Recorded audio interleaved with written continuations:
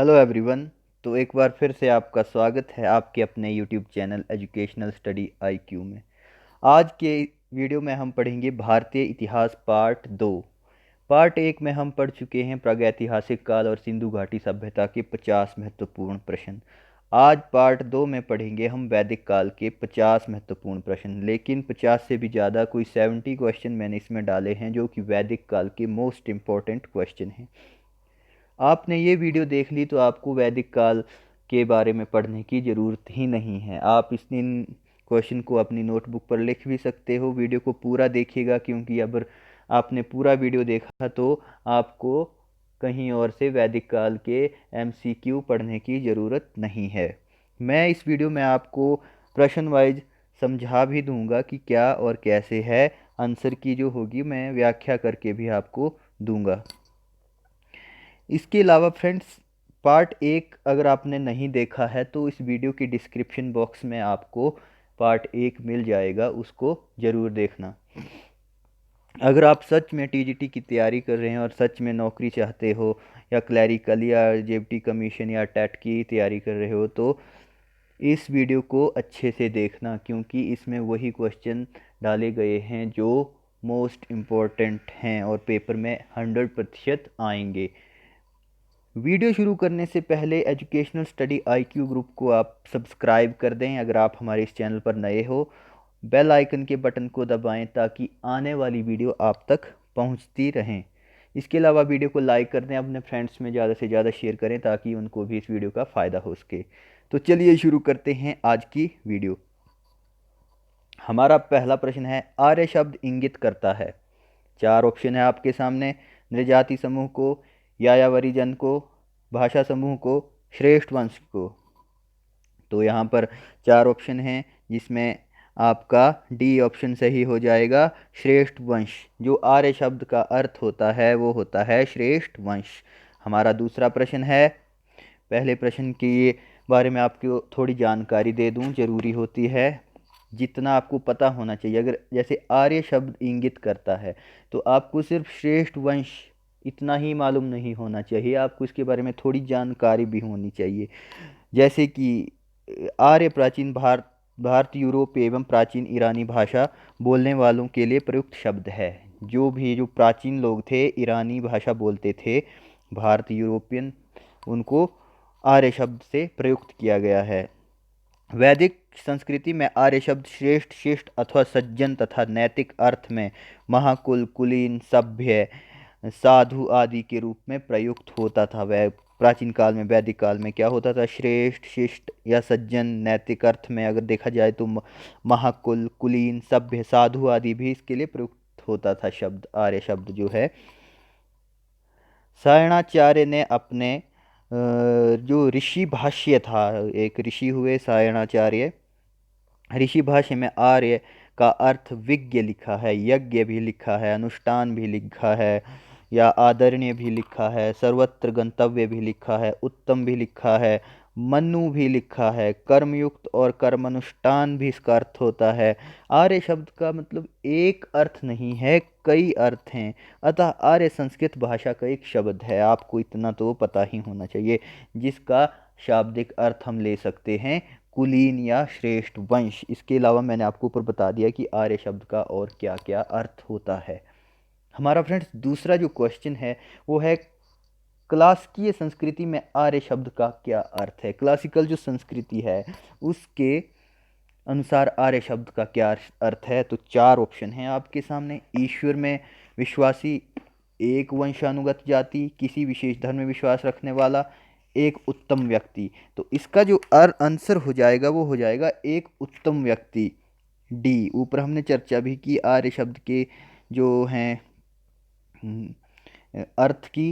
तो जो क्लासिकीय संस्कृति के अनुसार ही एक उत्तम व्यक्ति होता है। क्लासिकीय संस्कृति में आर्य शब्द का अर्थ उत्तम व्यक्ति ही है, और जो साहित्य में कही गई आर्य एक जाति है, मतलब आर्य शब्द का अर्थ होता है एक उत्तम व्यक्ति, और जो साहित्य में कहा गया है तो आर्यों को एक जाति के रूप में कहा गया है। हमारा अगला प्रश्न है फ्रेंड्स, सबसे पुराना वेद कौन सा है। सभी जानते हैं युग ऋग यजुर्वेद, ऋग्वेद, सामवेद, अथर्ववेद। तो ये आपको पता है, ऋग्वेद सबसे प्राचीनतम वेद है दुनिया का। एक अभी तक आपकी जानकारी के लिए बता दूं कि ऋग्वेद की जो अनुमान ही है कि कब लिखा गया, लेकिन अभी तक ये प्रमाणित नहीं हो पाया है कि ऋग्वेद कब लिखा गया है।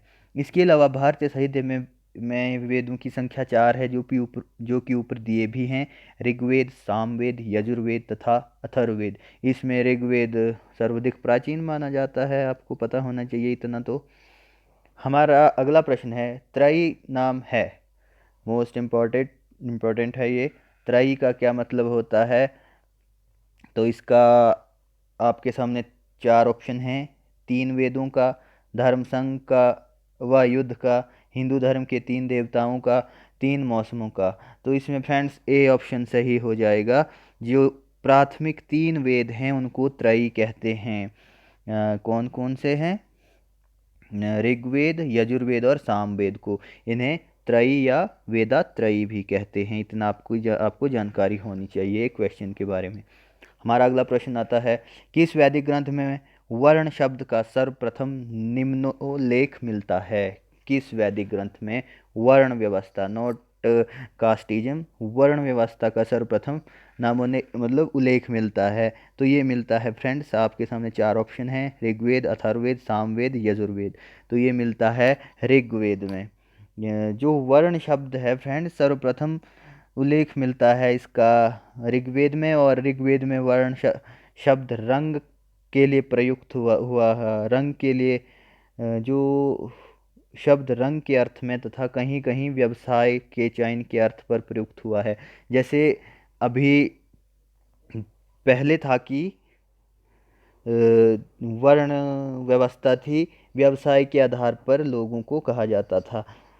फिर उसके बाद क्या हुआ, आर्यों और गैर वर्ण तथा दासों को कृष्ण वर्ण कहा गया। ऋग्वेद में 10वें मंडल में है जो पुरुष सूक्त, उसमें सर्वप्रथम शूद्र शब्द मिलता है। अब शूद्र कौन थे? अब शूद्र जो थे वो थे भारत में रहने वाले, हिस्ट्री के अनुसार भारत में रहने वाले जो मूल लोग थे, जिनको आर्य कन्वर्ट नहीं कर पाए अपने सनातन धर्म में, वो रह गए थे, उनको शूद्र कहते थे। जिन्होंने गोत्र धारण नहीं किया था सनातन धर्म के तहत, वो शूद्र कहलाए। हमारा अगला प्रश्न आता है, वर्ण व्यवस्था से संबंधित पुरुष सूक्त मूलतः पाया जाता है। अब वर्ण व्यवस्था से संबंधित कह रहा है कि पुरुष जो सूक्त है वो किस वेद में है? अथर्ववेद, सामवेद, ऋग्वेद, मनुस्मृति, इनमें से कोई नहीं। तो ये है ऋग्वेद में। वर्ण व्यवस्था का जो पुरुष सूक्त है, ये मोस्ट इम्पोर्टेंट है, आ सकता है, ये है ऋग्वेद में। ठीक है फ्रेंड्स। हमारा अगला प्रश्न है, सातवां प्रश्न। सुमेलित करना है आपने, ध्यान से देखना है क्वेश्चन को। अथर्ववेद, ऋग्वेद, यजुर्वेद, सामवेद। तो जो साइड में इनका मिलान करना है कि अथर्ववेद में क्या है, ऋग्वेद में क्या है, यजुर्वेद में क्या है और सामवेद में क्या है। तो सबसे पहले तो हम अथर्ववेद, अथर्ववेद में आ जाएगा नंबर 3, औषधियों से संबंधित है। औषधि, जादू टोना, इस तरह से संबंधित है अथर्ववेद। और इसके बाद आता है ऋग्वेद, इसमें क्या है, ईश्वर की महिमा कही गई है। और यजुर्वेद में क्या है, बलिदान विधि। और सामवेद में क्या है, संगीत, संगीत का जनक सामवेद। हमारा अगला प्रश्न है, ये भी मिलान से संबंधित है, यहाँ भी आपने मिलान करना है, ऋग्वेद। अब ऋग्वेद में क्या है, स्तोत्र एवं प्रार्थनाएं हैं। यजुर्वेद में क्या है, यजुर्वेद में है यजुर्वेद में क्या है, ये जो कर्म कांड होता है, स्तोत्र एवं कर्म कांड, यज्ञ विधि वगैरह। फिर सामवेद में क्या है, संगीत में स्तोत्र हैं। और अथर्ववेद में क्या है, तंत्र मंत्र एवं वशीकरण और औषधीय संबंधी जानकारी। फ्रेंड, जो ऋग्वेद है उसमें कुल 1028 सूक्त हैं। मैंने खुद ऋग्वेद को कम्प्लीटली पढ़ा हुआ है। और 10,552 ऋचाएँ या मंत्र हैं, श्लोक हैं। यजुर्वेद में स्तोत्र एवं कर्मकांड वर्णित हैं। और सामवेद के पद के रूप में संगीत में स्तोत्र है ये एक, जिसको गाने वाले को उद्गाता कहा जाता है। और पुरोहित जो अथर्ववेद है इसमें कुल 20 अध्याय हैं और 730 सूक्तों में तंत्र मंत्र एवं वशीकरण के संदर्भ के बारे में दिया हुआ है।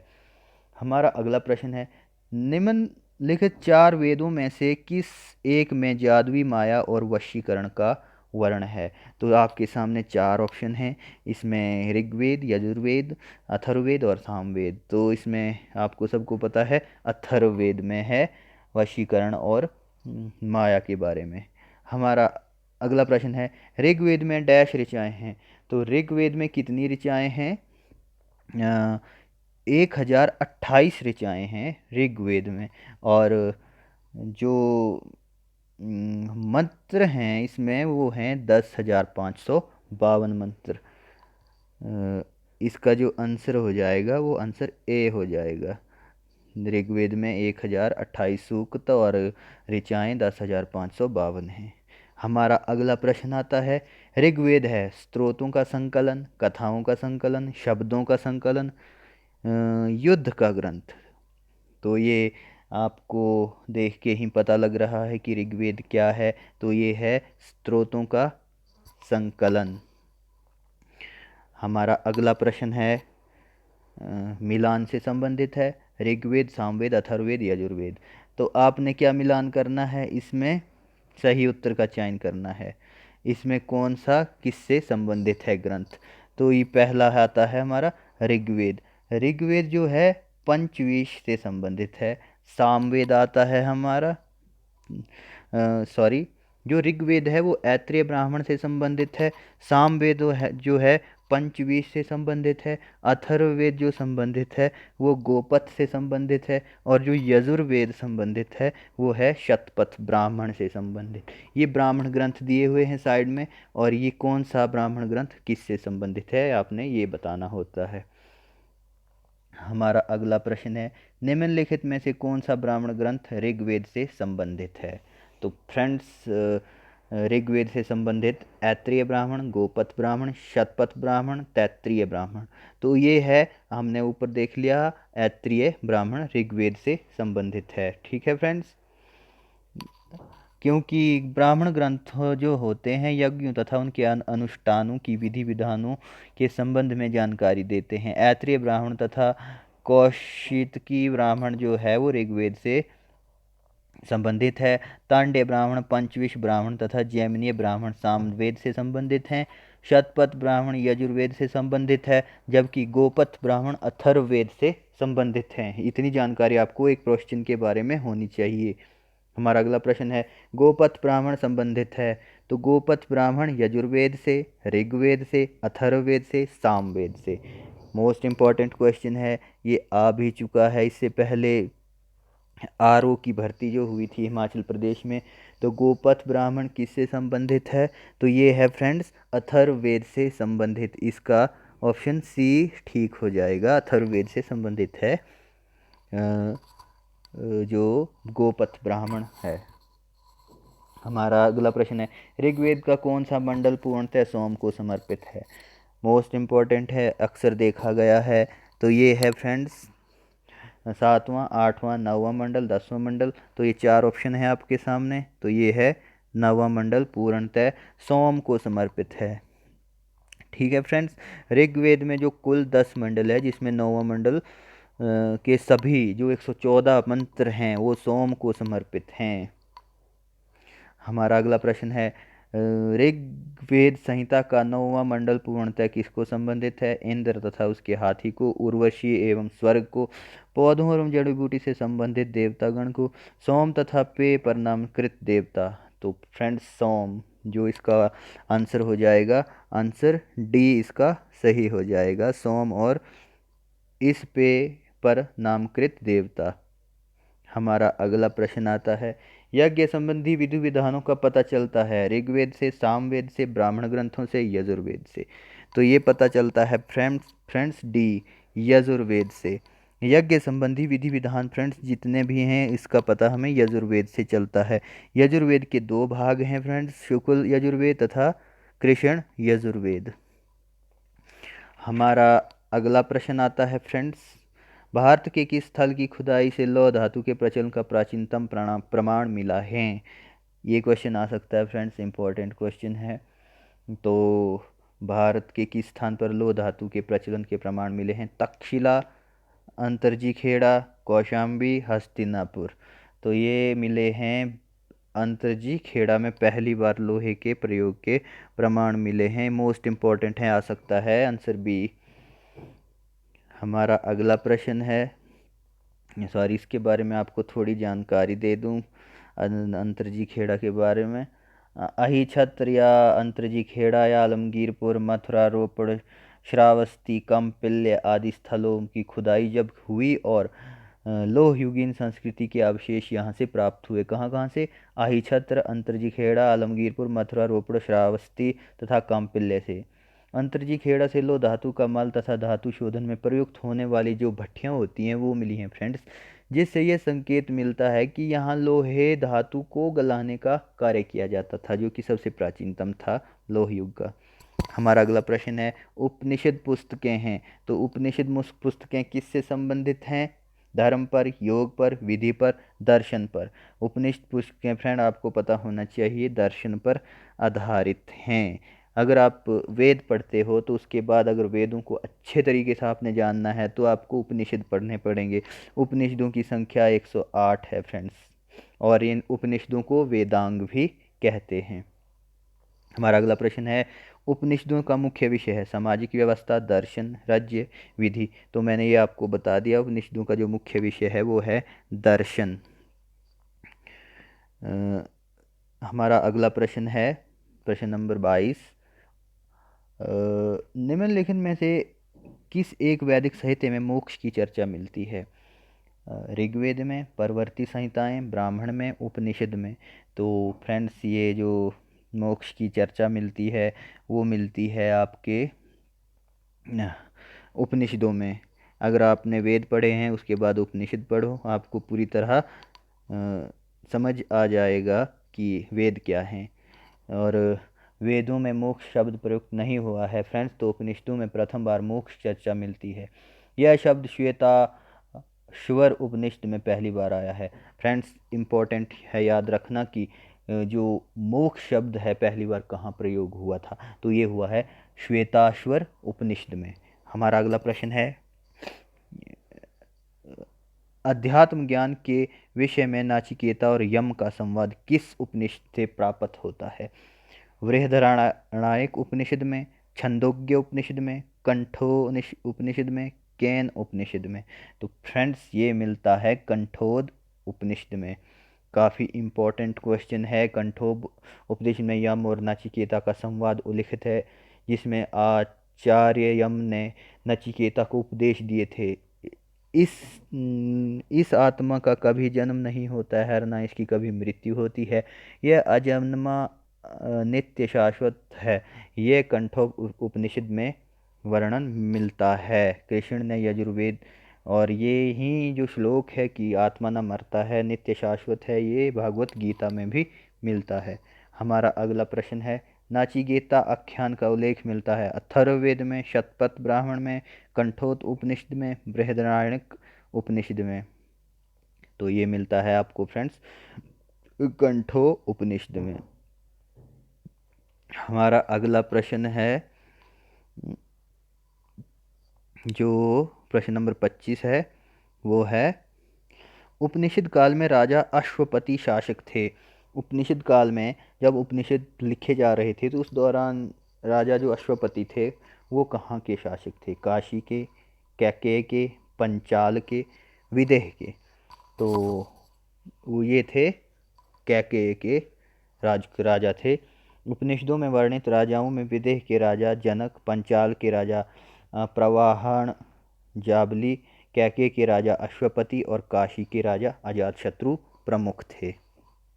हमारा अगला प्रश्न है, उपनिषद काल में, फ्रेंड्स ये प्रश्न हो गया, दोबारा से आ गया, आरंभिक वैदिक साहित्य में सर्वाधिक वर्णित नदी है। शुरुआत में जो वैदिक साहित्य में सबसे अधिक नदी, किस नदी की चर्चा हुई है? तो सिंधु नदी की, शतुद्री की, सरस्वती की, गंगा की। तो ये हुई है सिंधु नदी की वैदिक काल में सबसे अधिक चर्चा देखने को मिली है फ्रेंड्स। और आपको ज्ञात होगा कि जो वैदिक संस्कृति है वो सिंधु नदी से ही शुरू हुई थी भारत में। इसके अलावा फ्रेंड्स अगर हम बात करें गंगा नदी की, तो इसका उल्लेख हमारे वेदों में बहुत ही कम बार देखने को मिलता है। तो हमारा अगला प्रश्न है, वैदिक नदी अस्किनी की पहचान निम्नलिखित नदियों में से किस एक के साथ की जाती है? तो जो वैदिक नदियां हैं, जो अस्किनी नदी कहा गया है, उसकी पहचान किसके साथ की जाती है? व्यास, रावी, चेनाब, झेलम। तो फ्रेंड्स ये है option number C, Chenab. Option number C सही हो जाएगा हमारा, चेनाब। वैदिक नदी अस्किनी की पहचान जो है वो चेनाब नदी से की गई है, अतः ये ऑप्शन जो सी है ये ठीक होगा आपका। एक मैं आपको जानकारी दे दूं कि सिंधु नदी का ऋग्वैदिक काल में सर्वाधिक महत्व था। इसी के कारण ही ऋग्वेद में सर्वाधिक इसका वर्णन हुआ है। सिंधु नदी को उसके आर्थिक महत्व के कारण एक नाम और भी है, सिंधु नदी का हिरण्यनी कहा जाता था। हिरण्यनी कहा जाता था सिंधु नदी को। हमारा अगला प्रश्न है, वो है, ऋग्वेद में निम्नलिखित किन नदियों का उल्लेख अफगानिस्तान के साथ आर्यों के संबंध का सूचक है? अस्किनी, परुष्णी, कुंभा, क्रूमो, विपाशा, शतुद्री। तो इनमें से कौन सी है जो पहले तो अफगानिस्तान में है, इसके अलावा और आर्यों के साथ भी इसका जो उल्लेख मिलता है या संबंध जोड़ा जाता है, तो ये है कुंभा क्रूम नदी। अब इसकी मैं आपको थोड़ी सी जानकारी दे दूं कि जो ऋग्वेद में उल्लिखित कुंभा नदी है, काबुल का नाम उसी के नाम पे पड़ा है। इसके अलावा कुर्रम जो कि गौतमी कुर्रम जो क्रूमु नदी थी उसको कुर्रम नदी जानते हैं। जो गौतमी नदी है उसको गोमल एवं सुवास्तु स्वात नदियां अफगानिस्तान में बहती थी। इन नदियों के उल्लेख से स्पष्ट होता है कि आर्यों का अफगानिस्तान के साथ गहन संबंध था। हमारा अगला प्रश्न है, वैदिक नदी कुंभा का स्थान कहाँ निर्धारित होना चाहिए? वैदिक नदी जो कुंभा थी वो कहाँ पर होती थी? तो पीछे मैंने आपको बताया, अफगानिस्तान में, चीनी तुर्किस्तान में, कश्मीर में, पंजाब में। तो इसका जो है स्थान वो है अफगानिस्तान में। ए ऑप्शन सही हो जाएगा फ्रेंड्स। हमारा अगला प्रश्न है, सुमेल करना है अपने, कुंभा, परुष्णी, सदानीरा, शतुद्री, ये नदियाँ कहाँ कहाँ थी? इनका आधुनिक नाम क्या है? सॉरी। तो जो कुंभा नदी है इसका नाम आधुनिक नाम है काबुल। जो परुष्णी नदी है इसका आधुनिक नाम है रावी। जो सदानीरा है इसका नाम है गंडक। जो शतुद्री है जो हिमाचल में बहती है, शतुद्री है वो है सतलुज जो कि हिमाचल में बहती है। हमारा अगला प्रश्न है, निम्नलिखित में से कौन सी प्रथा चतुष्टय वेदोत्तर काल में प्रचलित हुई? मोस्ट इम्पोर्टेंट क्वेश्चन है ये फ्रेंड्स। तो ये चार हैं, धर्म अर्थ काम मोक्ष। बी ऑप्शन ब्राह्मण क्षत्रिय वैश्य शूद्र। सी ऑप्शन ब्रह्मचर्य गृहस्थाश्रम वानप्रस्थ संन्यास। सी ऑप्शन इंद्र सूर्य रुद्र मारुत। इनमें से कौन सी व्यवस्था वेदोत्तर काल में प्रचलित हुई? तो ये हुई थी आपका ऑप्शन नंबर सी सही हो जाएगा, ब्रह्मचर्य जो गृहस्थाश्रम था वो, और वानप्रस्थ और संन्यास। ऑप्शन सी सही हो जाएगा। आश्रम व्यवस्था, ब्रह्मचर्य, गृहस्थ, वानप्रस्थ, संन्यास का प्रचलन वेदोत्तर काल में हुआ था। आश्रम शब्द की उत्पत्ति श्रम धातु से हुई है फ्रेंड्स। हमारा अगला प्रश्न है, भारतीय संस्कृति के अंतर्गत ऋत का क्या अर्थ है? प्रकृति नियम, कृत्रिम नियम, मानवीय नियम, सामाजिक नियम, इनमें से कोई नहीं। तो इसका जो संस्कृति में ऋत शब्द का क्या अर्थ है? चार ऑप्शन थे, पांच आपके सामने इस बार ऑप्शन थे। तो ये है ऑप्शन सी सही, ए सही हो जाएगा प्राकृतिक नियम। तो ऋग्वेद में हमें धर्म के अतिरिक्त दूसरा शब्द ऋत भी मिलता है फ्रेंड्स। सभी देवताओं का संबंध ऋत विश्व की नैतिक एवं भौतिक व्यवस्था से माना गया है।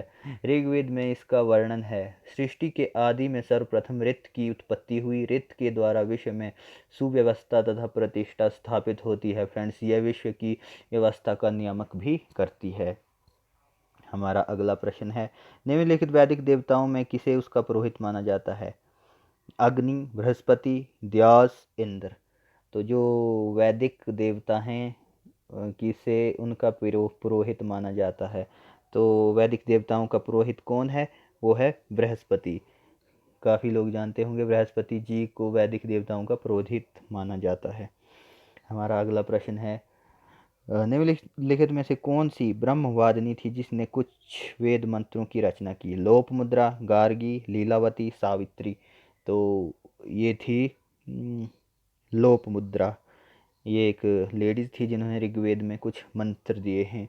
वैदिक साहित्य में कई ऐसी विदुषी स्त्रियां हुई फ्रेंड्स जिनका उल्लेख वेदों में मिलता है, जिन्होंने मंत्रों की रचना की थी तथा जिनमें थे यथा, अपाला, घोषा, विश्वेश्वरा, लोपमुद्रा आदि। लोपमुद्रा जो थी वह अगस्त्य ऋषि की पत्नी थी। हमारा अगला प्रश्न है फ्रेंड्स, ऋग्वैदिक काल में निष्क शब्द का प्रयोग एक आभूषण के लिए होता था, किंतु परवर्ती काल में इसका प्रयोग इस अर्थ में हुआ, शस्त्र, कृषि औजार, लिपि, सिक्का। तो ये फ्रेंड्स ऑप्शन आपका डी सही हो जाएगा। प्राचीन काल में जो निष्क था आभूषण के रूप में जाना जाता था, लेकिन बाद में इसको सिक्के के रूप में परिवर्तित कर दिया गया। वैदिक काल में ही इसको निष्क कहा जाता था। हमारा अगला प्रश्न है फ्रेंड्स, ऋग्वैदिक काल में निष्क किस अंग का आभूषण था? ये क्वेश्चन आ चुका है कई बार। जो ऋग्वैदिक काल में जो निष्क था किस अंग में पहना जाता था? कान, गाल, जो बाहु है, बाजू और कलाई। तो ये फ्रेंड्स पहना जाता था गले में। जो निष्क आभूषण था ऋग्वैदिक काल में उसको गले में पहना जाता था। हमारा अगला प्रश्न है, प्राचीन भारत में निशाका से जाने जाते थे स्वर्ण आभूषण, गायें, तांबे के सिक्के, चांदी के सिक्के। तो प्राचीन काल में निशाका क्या होता था? इसका ऑप्शन ए सही हो जाएगा, जो स्वर्ण आभूषण है। बौद्ध जातक में 3 प्रकार के स्वर्ण सिक्कों का उल्लेख मिलता है फ्रेंड्स। आपको पता होना चाहिए कि प्रथम क्रय में निशाका, दूसरे क्रय में स्वर्ण और तीसरे क्रय में मशाका। मशाका मूल्य की दृष्टि से सबसे निम्न और निशाका मूल्य की दृष्टि से सबसे उच्चतर होता था। ठीक है फ्रेंड्स। हमारा अगला प्रश्न है, बोजक कोई महत्वपूर्ण है क्योंकि? एक बोजक कोई जो लेख है वो क्यों महत्वपूर्ण है? शिलालेख, यह मध्य एशिया में तिब्बत के मध्य एक महत्वपूर्ण व्यापारिक केंद्र था। यहाँ से प्राप्त अभिलेखों में वैदिक देवताओं एवं देवियों का नामोल्लेख प्राप्त होता है। वेद के मूल ग्रंथों की रचना यहाँ हुई, उपयुक्त में से कोई नहीं। तो इसका ऑप्शन बी सही हो जाएगा। यहाँ से प्राप्त अभिलेखों में जो वैदिक काल के देवता थे जो ऋग्वेद में वर्णित हैं उनके नामों की चर्चा मिलती है। तो ऑप्शन जो है बी सही हो जाएगा। एशिया माइनर में स्थित है फ्रेंड्स बोजकोई जो शिलालेख है वो जो 14वीं शताब्दी ईस्वी पूर्व में लिखा गया था। इसमें जो है इंद्र, वरुण, मित्र तथा नासत्य देवता हैं जो ऋग्वेद काल के हैं, उनका उल्लेख भी है। इससे ज्ञात होता है कि वैदिक आर्य ईरान से होकर भारत की तरफ आए थे। इतनी जानकारी आपको होनी चाहिए। हमारा अगला प्रश्न आता है, निम्नलिखित अभिलेखों में से कौन सा ईरान से भारत में आर्यों के आने का सूचक है? मानसेहरा, शहबाजगढ़ी, बोजकोई, जूनागढ़। तो ये हमने पीछे चर्चा की, ये है बोगजकोई जो है अभिलेख। इसके से हमें पता चलता है कि जो आर्य थे ईरान की तरफ से भारत आए थे। हमारा अगला क्वेश्चन है, जिस ग्रंथ में पुरुषमेध का उल्लेख हुआ है वह है कृष्ण यजुर्वेद, शुक्ल यजुर्वेद, शतपथ ब्राह्मण, पंचविंश ब्राह्मण। ये देखो अगर आपको ये टीजीटी में क्वेश्चन आता है कि पुरुषमेध तो आप फंस जाओगे, लेकिन मैंने ये इस क्वेश्चन को मोस्ट इम्पॉर्टेंट माना है और आपके लिए यहाँ डाला हुआ है। तो पुरुषमेध क्या होता है? तो ये होता है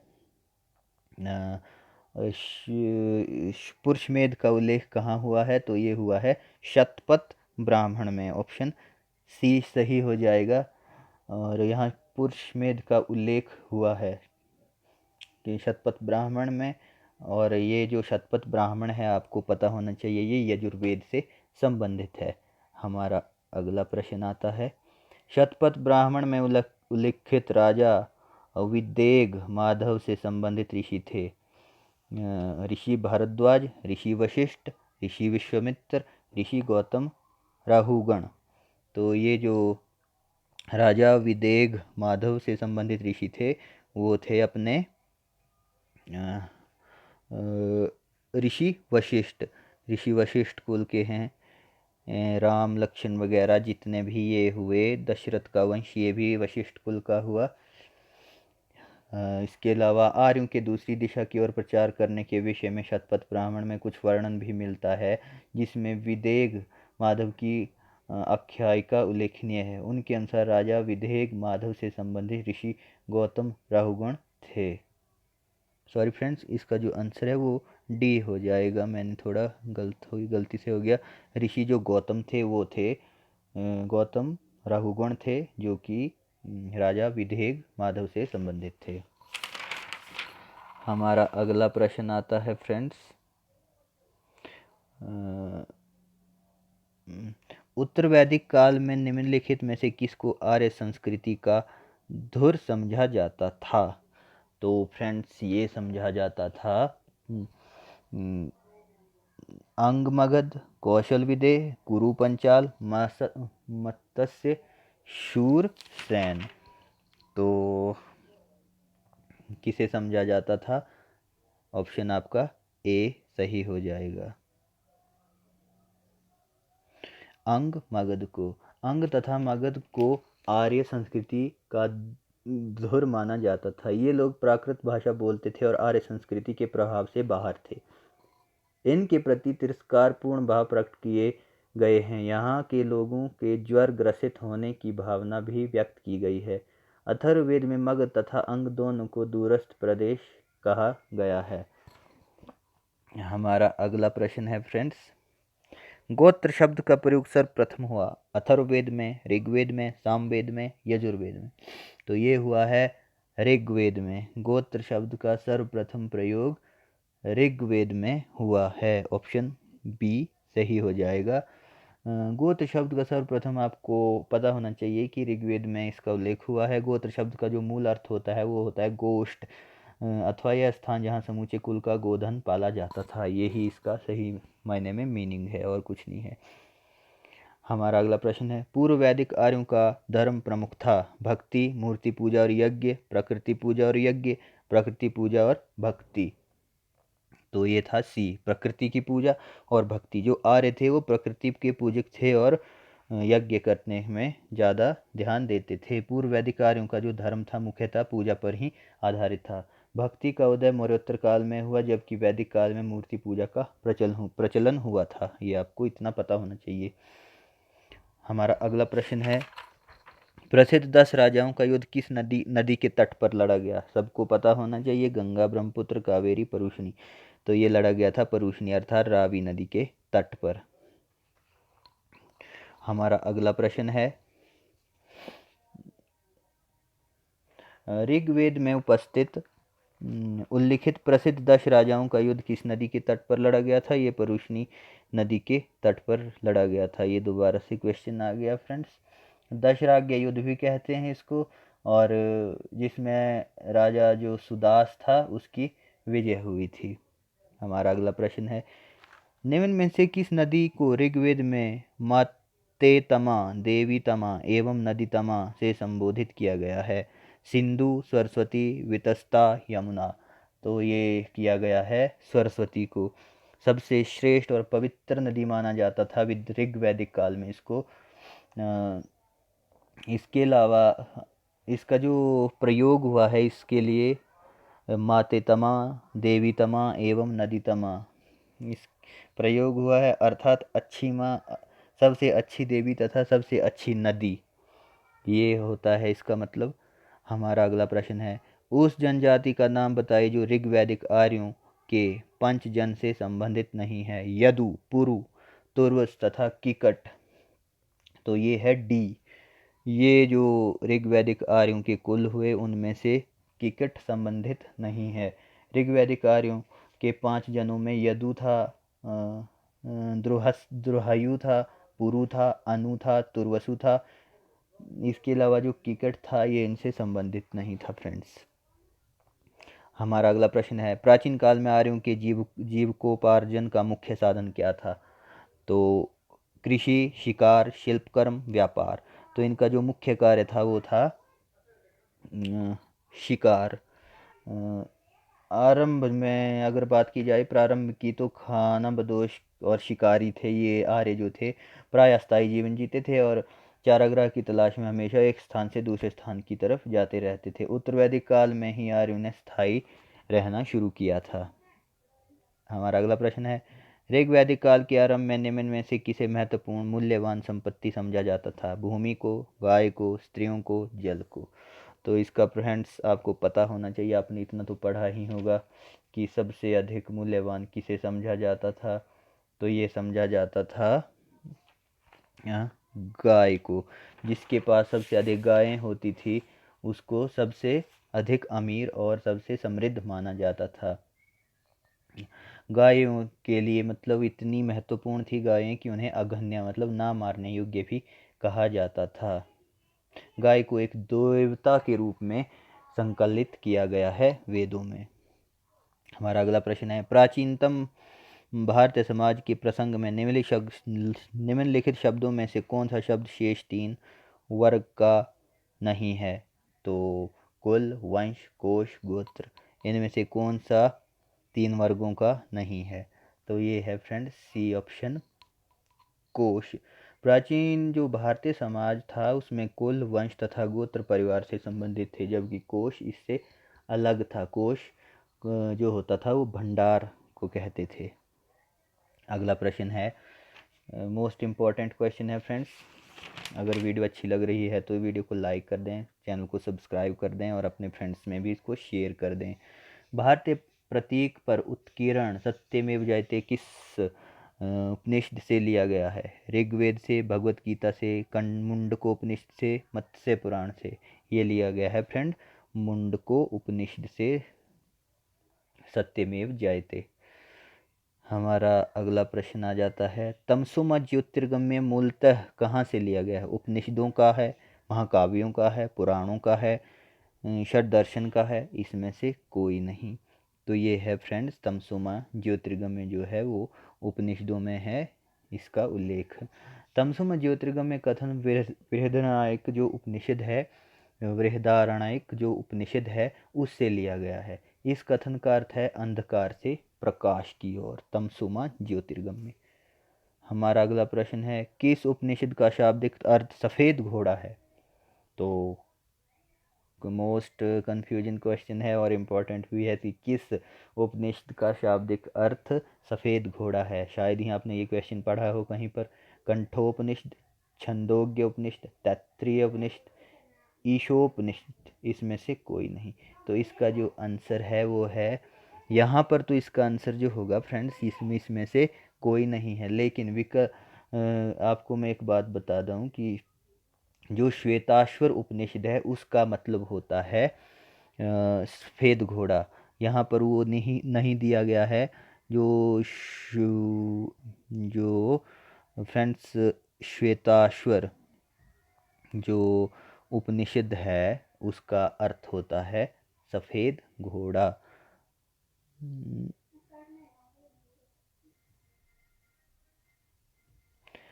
अगला प्रश्न आता है हमारा, सत्यकाम जबाल की कथा जो अनब्याही माँ होने के लांछन को चुनौती देती है वो कहाँ पर उल्लिखित है। जबाल उपनिषद में, प्रश्नोपनिषद में, छंदोग्य उपनिषद में, कंठोद उपनिषद में। तो ये है फ्रेंड्स सी ऑप्शन, छंदोग्य उपनिषद में। जो जबाल सत्यकाम जबाल की कथा है जो अनब्याही माँ होने के लांछन को चुनौती देती है। सत्यकाम जबाल महर्षि गौतम के शिष्य थे जिनकी माता का नाम जबाला था।